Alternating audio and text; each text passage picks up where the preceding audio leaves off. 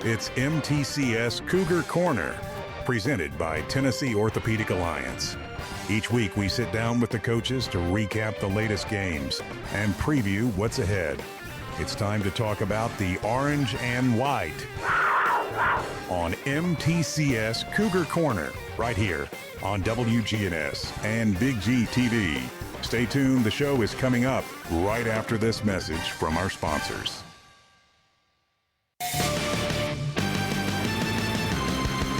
Middle Tennessee Christian School, training for eternity. The large majority of our kids are involved in athletics or extracurricular activities, one or the other, and most are doing multiple activities. MTCS President Matt Tiller. And that's a great preparation for life. How many of us in our life are just doing one thing? So a well-rounded student is a huge deal. Invest in your child's future in a Christ-centered environment with many athletic and extracurricular choices. Without a doubt, our students have the opportunity to be involved in multiple activities. To find out more, visit mtcscougars.org. Tennessee Orthopedic Alliance takes great pride in treating local athletes here in Rutherford County. Experts in joint, bones, and muscles. And with over 65 specialists, TOA has a playbook to get you back in the game. To request an appointment, visit TOA.com or call 855-NEED-TOA. Tennessee Orthopedic Alliance. TOA. Live your best life. Middle Tennessee Christian School, training for eternity. People love to see us on the schedule when they have a home game because our fans show up. MTCS President Matt Tiller. The way we travel is just phenomenal. Our parents and our community are fully engaged in our school. When we compete, we're trying to do it in a way that honors God. We want to win. We also want to do it in a way that pleases Him. Providing Christian values and academic excellence in a nurturing environment. That's Middle Tennessee Christian School. Invest in the future of your child. Find out more at mtcscougars.org.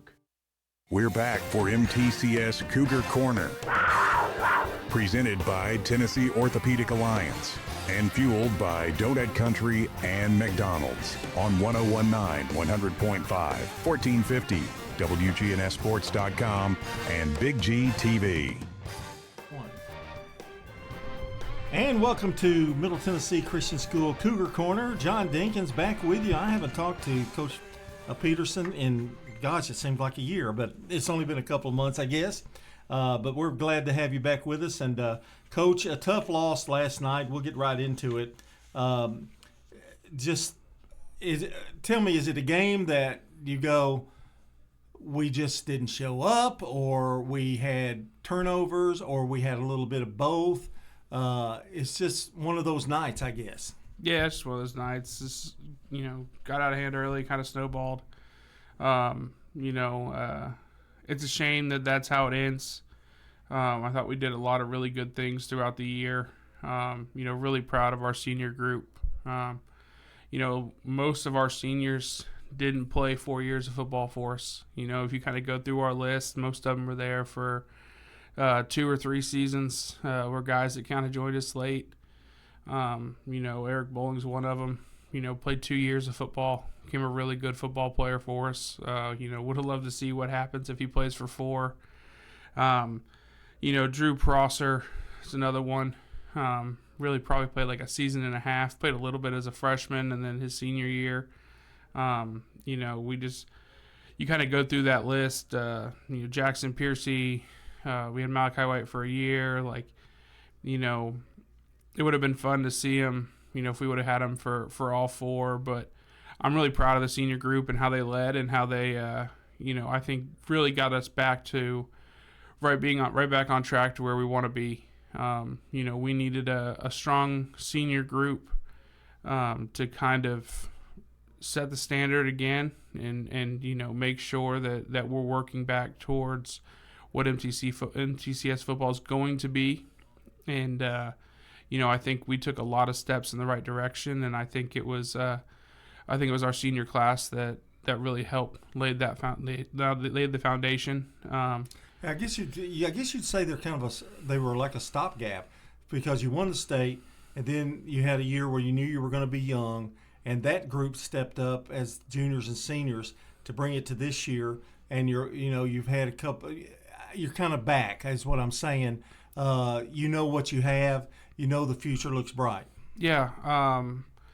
For sure. I mean, I think they gave me everything they had, and I love this senior group. I think it's a really good group of kids. I think there's a lot of them in there that aren't vocal leaders by nature, that became vocal leaders. I think there's people that came out late, like a Jackson Piercy. He comes out and never played football before in his life, and ends up being one of our best leaders, really vocal leader, guy the kids would follow, and fell in love with the weight room. And that thunderstorm's again, wild. Think, perfect for dramatic impacts. The young guys How do you plan to use the environment? Got any tricks up your sleeve? We have a lot of guys coming back, a lot of guys that I'm really excited about. I think especially on the offense side of the ball, we don't lose a whole lot. So I told our seniors last night that I appreciated everything they did for the program. I appreciated them.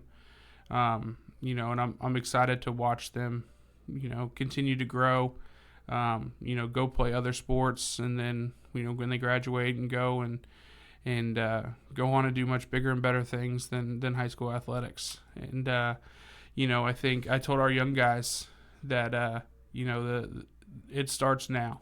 It starts now. We're bringing back a really talented group, and, we took a step in the right direction. Now it's time to go take the next step. It's time to go and make sure we win the off season. Go play other sports, go have fun, but make sure we're living in the weight room. Make sure we're getting our bodies right. That way, when we get to spring, we kind of hit the ground running, and we're able to build off of what we did this year. You look at the score and you go, "Wow, it was tough. It was a tough night." But things have to happen for that to occur. You had Eric Boland with 9 tackles. Cooper Jones had a team-high 12 tackles. 10 carries for Bangura for 71 yards. Also added 4 tackles. Now, the loss, it was 49-0, but that just doesn't – it appears that the defense maybe was put in some difficult situations at times. Yeah, I mean, I thought, started the game off. I thought defense, especially those first 3 or 4 drives, thought they actually played pretty well. Got them in some third and fourth downs. And credit them, they made the plays. We had them a couple times where, you think you're about to get them stopped and they fall forward, just getting the first down. Again, I think at the end of the day, there was a few plays early that, they made and we didn't. And, if we make those plays, I think the start of the game is different, and that changes kind of the whole trajectory of the game. But again, I mean, I think it's a shame that this is how it ended. It's a shame that this was our last performance, especially after all of the good things and all of the things we had done throughout the year. Again, can't say enough about the senior group. Love them. I think we're on track. But I guess, Coach, you're going to have a game like that. It just happened to be the last one. And it's unfortunate, and that's the one you're going to remember. But every team has a game where it doesn't go your way. Yeah, it was one of those nights where, we just couldn't quite make the play. We're one block away from springing a big one, right? Like we just over the receiver, make a tackle a half yard past the first down marker, right? Like it's just a bunch of those little things, they stacked up. And most nights it happens a couple times, and then there's always that one night where it just seems like every 50-50 play kind of goes against you. And again, credit Trinity. Thought they played really well. I think they were a really good football team. And so again, for us, it's about, don't just look at this last game as our whole season, right? Like, I think we've done a lot of really good, a lot of really positive things. And I think everybody in our classification looks at us and understands that we got a lot coming back, and, we're not going away anytime soon. The future does look good, and I mean, you can see it building.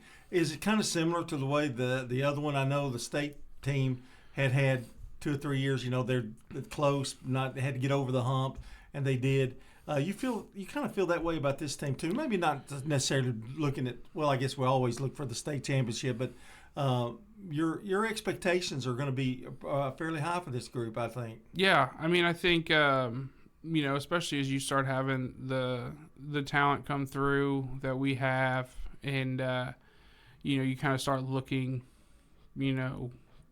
each year. Really, I think every year I look at it, it's kind of like a 4-year. What do we have right now? What are we going to have next year? What are we going to do the year after that? And I think it's a benefit of being an MTCS is, you kind of have an idea of who those people are going to be, and so we always look at it as like, we had last year, we had a ton of freshman starters all over the place. This year we have a ton of sophomore starters all over the place. I thought our junior class took big strides this year. There's not a ton of them, but I thought they all that entire group took huge steps in their development, and really excited to see what they do their senior year. I think they're gonna be able to lead us next year and do a lot of really good things there. And then I think our sophomore group becoming juniors is gonna help. When your biggest class becomes a junior class, like that helps when it's not your biggest class as a freshman or your biggest class as a sophomore. Right. And so just from a number standpoint, having our bigger class be in the upper half, I think is going to help. And then really proud of really excited about our freshman group that's going to be sophomores. A bunch of them played a ton, started 2 offensive linemen, Will Odom, Cooper Ewell.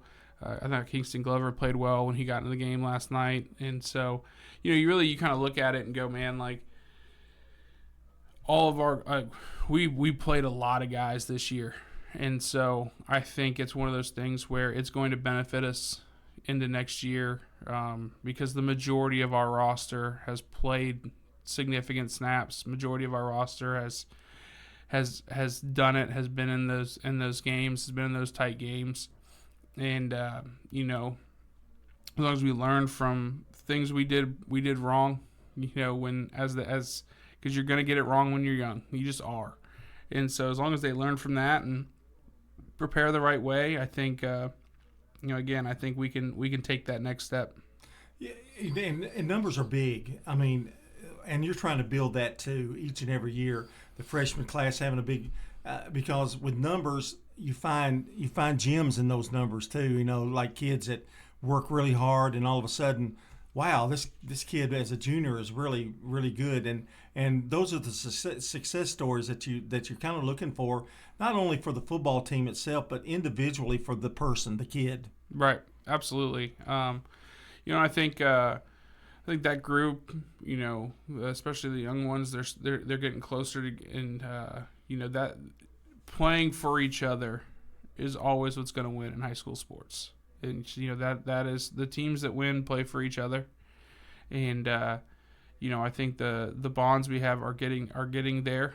I don't think we're as close as we need to be yet, and I think all of our kids would tell you that. But I think we're in a much better spot right now today than we were at the end of last year, and so again, I think we're going to have a great off season. And really build and come out next year and go put the world on notice. So you're going to have a big junior class. Those numbers, that sounds good. What's the next step now? You'll give them a few days or a couple of weeks or so, or tell me kind of what Middle Tennessee Christian's going to do here in the next month. Yeah, we'll pretty much take. Really like the next 2 weeks kind of off. A lot of them are going to kind of transition into basketball. Then we'll have Thanksgiving break. And then really kind of after that, like we'll start lifting again in our classes. And so, we'll be able to really kind of start hitting that, pretty much right after Thanksgiving break. And you'll reintroduce yourself to your wife and kids, yes, right? yes. I think they're obviously going to be disappointed, right, that we lost. But I do think the two little ones at home are going to be very excited to have Dad around a little bit more. I think the little one's going to be upset that she doesn't get to go on the football field as much. The 1-year-old loves it. Yeah. She gets excited every time she sees football on TV. If she comes up to the field house, like, we have to go onto the field. Like, she will not leave if she doesn't get to go on the field. So I do think some of it they're going to be excited that I'm home, and some of it they're going to be bummed they're not on the field, with all the boys. But yeah, I mean, I think that's going to be kind of that next step is really the weight room, and just continuing to develop our bodies. And the best thing about a sophomore is they become a junior, right? And so as long as we handle the weight room the way that we're supposed to, I think physically there's going to be a huge difference in our team from this year to next year. And again, I think and offensively you don't lose a lot, right? I mean, correct. You got a bunch of them coming back. Yeah, we'll lose a receiver, and we'll lose one offensive lineman. And where will the need be in terms of maybe your numbers are not as the depth, that kind of thing for next year? I think depth everywhere. I think whenever you're at a small school, I think I'm going to feel pretty good about our ones on both sides of the ball. And then the goal is going to be, developing that depth so that we know, who's the sixth guy up front, right? And when you have a good group of starters, you honestly can. I would think it would help to develop that depth, because you don't have to necessarily worry. Maybe that's a bad way to put it, but you know what you've got. Now you're going to build the people that are going to help who you've got. Correct? I mean, is that? Yeah, I think so. I mean, for them, it's going to be about for the guys who have played a lot of football for us already. It's going to be about perfecting their craft. It's going to be about getting their body right. It's going to be about, getting bigger, faster, stronger.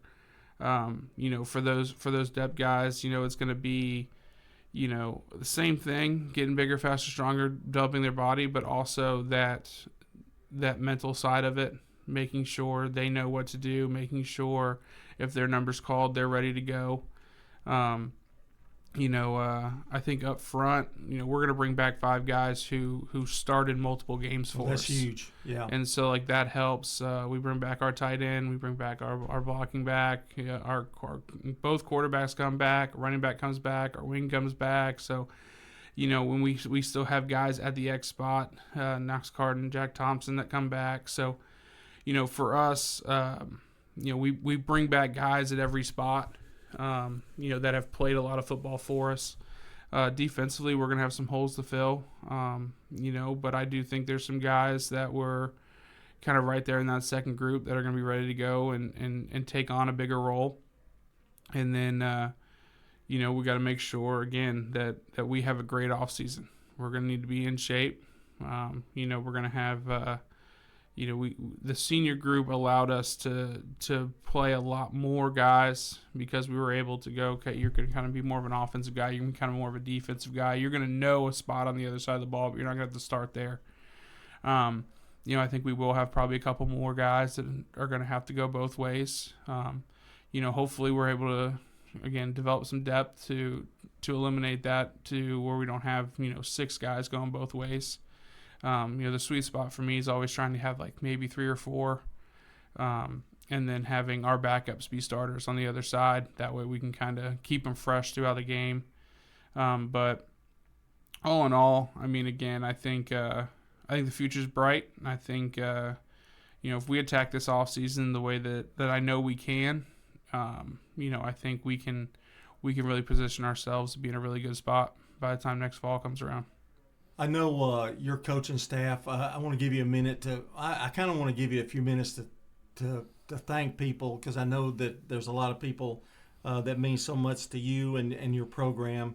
And I guess we'll start with the coaches, because you've got some that have been with you since you've been there, and some maybe even before you were there, that have stuck around. And how much do they mean to you? I know they do a lot. Oh, I mean, I think that is the lifeblood of the program. obviously as the head coach, I'm the one that sits in here and goes to radio shows and does all that. And, but, I'm only a small piece of it.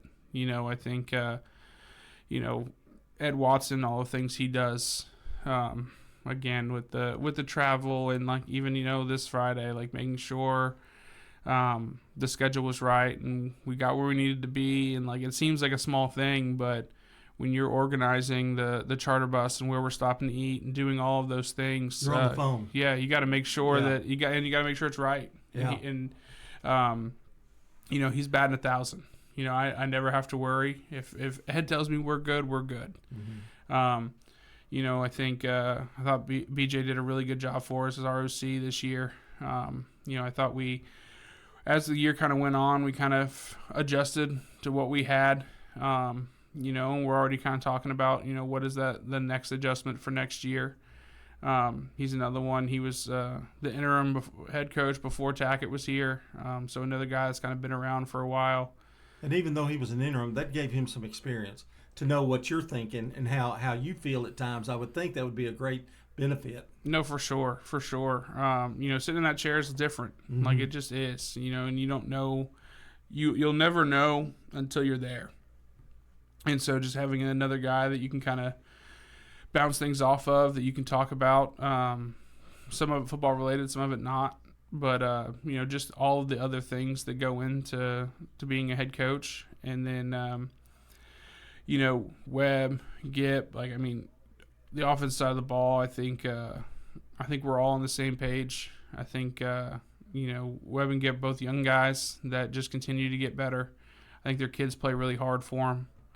As you go to the defense side of the ball, Coach Kerr, being our DC, I think he did a really good job this year. I think he got our kids to play fast, and I look forward to seeing that grow.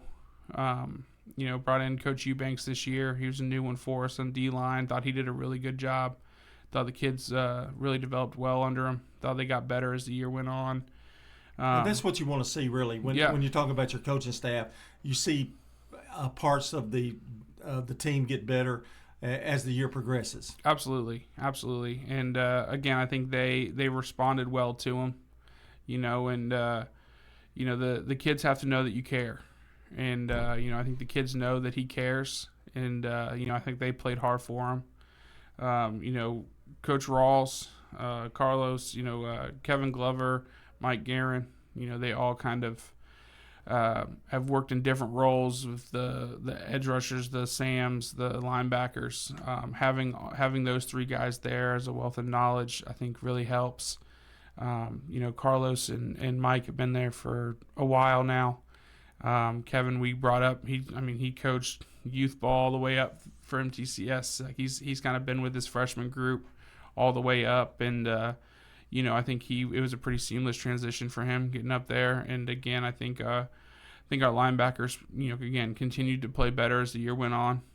And then Coach Kerr runs the defensive backs, and so again, I think there's a lot of positives. I think our kids, I think they played hard, right? And I think that is always kind of that one thing where you're looking at as a coach and making sure that we're getting the most out of them. And again, I think our kids responded really well to our coaching staff.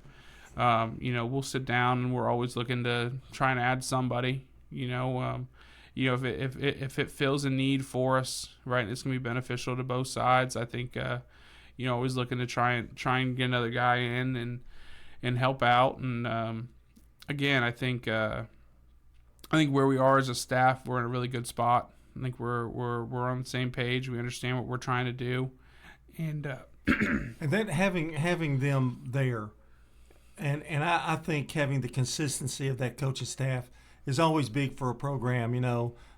If you're shuffling coaches all the time or the head coaches moved on, that kind of thing, it's always good for stability to keep everybody in as many as you can. Absolutely. And again, I think they all do a really good job. I tell them all, like, they're the head coach of their position group. If they feel that this is the guy that needs to go into the game, then that's the guy that needs to go into the game. we'll have conversations about it and things like that. But they're the ones that are going to be there, and they're in Indy with them every day, and I can't be everywhere all the time, and so I trust those guys that they're going to make the best decision for the team, and I think they do. And again, can't say enough about our coaching staff. I think they work really hard. I think we took a lot of strides, and I think we're like I said, moving in the right direction. We're obviously not where we want to be yet, but I think we're really close. Christian Peterson's our guest here on Cougar Corner, as he has been for nearly every week except for a bye week, I think, where we had the volleyball coach. I wanted to ask you a couple of questions. These are tricky, so be careful here, Coach. You had 2 games you weren't able to field. Yeah. And just your opinion, do you think that helped or hurt your squad, or did it make any difference at all? I think with where we were age-wise, it would have been nice to play some games. I think both of those weeks at one point we had somebody penciled in to play, and it just didn't work out. And you weren't alone. There were other teams that happened to. Yeah. It definitely wasn't ideal. Like, with a young group like we had, like, we didn't need 3 bye weeks. Yeah. So will you try to fill in those now? I've already been emailing with a couple people, trying to make sure we have games for those weeks. And that's one part of coaching. People outside of coaching don't realize that you're having to do that. That is not easy. No. A lot of negotiations, Absolutely. And I think, it's people aren't dumb. People know that we're bringing back a lot, and we're about to take a step forward, and so there's people that are like, I don't know, they want to stay title in 23. They're bringing a lot of people back. Is that really the game I want to play? And so, trying to find a game that works for both sides, and then. But you would gladly take a game like that if they were reversed, and the team you knew you were going to play were pretty good. You'd gladly go and schedule that, wouldn't you? Yeah, we have. We've played. We've played the Clay Counties. We've played South Pittsburgh. Like we go out and we go find people. Yeah. In the 23 year, we played a team out of Florida that's won 3 state titles in the last 5 years. We played Columbia Academy. We knew they were going to be good, and we ended up playing them again in the semifinals. We're going to find teams that try and prepare us for the postseason, that are going to be big, they're going to be physical, and and try and make sure we're ready to go. And so it's just one of those things where you got to be smart with it, right? You don't want to go schedule 7 potential state champions in your non-region. But you do want to go make sure that your kids are being pushed and are getting developed and getting to see good talent. You don't want the best team you played all year to be a team you play in the playoffs. And so, I think again, trying to fill those spots for next year, making sure we have 10. I've been again talking to a couple different people already, and then once the season finishes, we'll blast out the weeks that we're still looking for, and try and make sure that we have games again that make sense for us. Really, for us, it's going to be trying to limit travel, especially after this year. I think that's going to be a big one for us, is just trying to make sure that we're not traveling to Timbuktu. Yeah, you'd like to have a home game, I guess, out of one of those 2 that you're trying to get, correct? For sure, especially after we've gone to Memphis, to Jackson, to Salina, to Chattanooga, to Johnson City, it's all this year. And so, trying to not have to hop on a charter bus and drive 2 or 3 hours or more to a football game. People that just see scores, they don't realize all the other, all the road games that you had. And it can, we're talking like 15, 16, 17, 18-year-old kids. It's not that easy, Yeah. We had a game, we had a region game where we had to stay in a hotel the night before. Yeah. Like, it's, we traveled a lot, and hopefully we can find some games where we don't have to travel quite as far, and we can get it all filled in, and get to 10, because I think that consistency is going to help. I think not having a week 10 this year really hurt us. You have fall break, then you play a game, then you're off again, then you play a game, and it just I think it was hard for us to kind of really get going again in the second half of the year. having those 2 bye weeks in 3 weeks. And the cancellations of those teams came at such a terrible time, like right before the season, really. Yeah, both were in camp. You had no time to get anybody. I mean, it'd be a miracle if you got at least one of the two. Right. Yeah. The one happened the weekend before camp started. The other one happened during camp. So not a whole lot of options out there. I know you tried, but it's pretty difficult. Okay. I'm looking forward to next year. I know you are. I know the Cougars are. I know Jason Piercy is. He's always excited about everything. But it's time to move on to another basketball season, and I know they're looking forward to that. New faces on the basketball program. If you can enlighten us with that just for a minute or two before we let you go. Yeah, I'm excited to watch both of our teams, both boys and girls. I don't want to go down their roster because I'll end up, I'll mess people up. I'll forget people. But, I've been real excited, talking with both coaches. I think both of them are going to be really, really good. I've talked about it. I think our athletic department is all trending in the right direction. It's nice to have a bunch of like-minded individuals, and getting after it. And I think our athletic department's in a really good spot. And really excited to watch our basketball teams compete. And really, I think boys are going to be significantly better this year. I think they're going to play well. I think they're going to play really hard. I think there's going to be a good structure to it. And I think our girls team is going to be super talented. Really excited to see the steps they take and their growth throughout the year. And like I said, I'm there at most of them, especially if it's a home basketball game. I'm normally there. I enjoy watching them play. I enjoy watching our football kids go play basketball. When baseball season comes up, I'm going to be really excited to go watch our football kids play baseball. One of the best single-A gymnasiums you're going to find. I mean, it's really nice. Yeah, it's top-notch. And the food, I always have to bring up the food. It's always exceptional. Yeah. At MTCS. I guess the James Hill Invitational Tournament will be coming up for middle school. That's coming up probably January maybe? Is that started in January?